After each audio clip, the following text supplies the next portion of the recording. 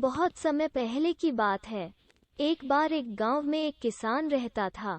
उसके पास बहुत सी बकरियां थी। वो बकरियों को पालता था और वहीं उसकी रोजी रोटी का साधन थी। एक बार उसको एक शेर का बच्चा मिला। उसने शेर के बच्चे को पाल लिया।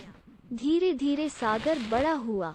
शेर किसान को तो कुछ नहीं करता था, लेकिन वो बकरियों का दुश्मन था। किसान ने एक दिन सोचा कि वो अपने शेर को एक चिड़ियाघर में छोड़ आएगा, जिससे कि उसकी देखभाल भी हो जाएगी और किसी शिकारी के हाथों मरने का डर भी नहीं रहेगा। साथ ही उसको कुछ पैसों की आवश्यकता थी, तो उसे एक बकरी भी बेचनी थी। अब वो किसान अपने शेर और बकरी को लेकर बाजार की ओर जाने लगा, ताकि साथ में दोनों कार्य हो जाएं।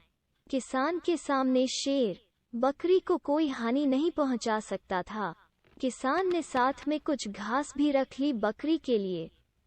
अब बाजार जाने के लिए तो बीच में नदी पड़ती थी और वहां एक ही नाव थी, जिसमें केवल दो ही वस्तुओं अथवा व्यक्तियों को इस पार से उस पार ले जाया जा सकता था।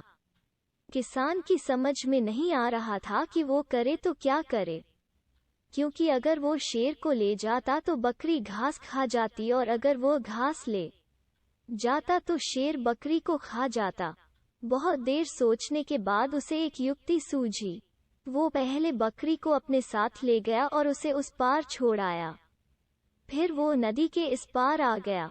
इस बार वो शेर को नाव में बैठकर नदी के उस पार ले गया, लेकिन आते वक्त बकरी को वापस ले आया। फिर वो बकरी को छोड़कर घास को शेर के पास ले गया और अंत में वापस आकर बकरी को भी उस पार ले गया। इस प्रकार उसने अपनी सूझबूझ से तीनों को नदी पार कराया और फिर उन्हें बाजार ले गया।